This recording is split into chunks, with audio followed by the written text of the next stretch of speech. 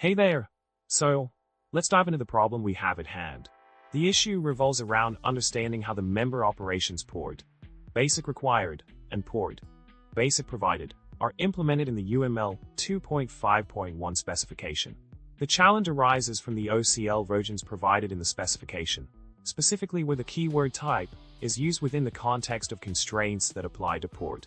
It seems perplexing as there is no explicit declaration of a feature named type in the port description or its superclasses. So, the question remains, where does this type come from in the constraints?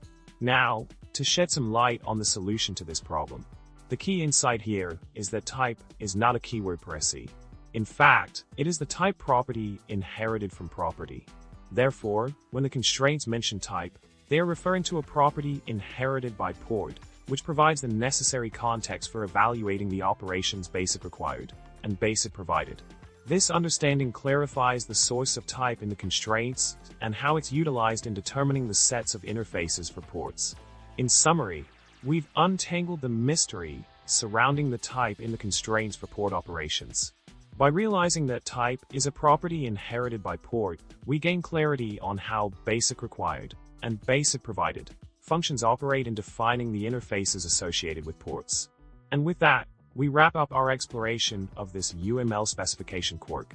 Remember, stay curious, keep learning, and don't forget to hit subscribe, like, and drop a comment below. Who knows, your comment might just trigger a witty response.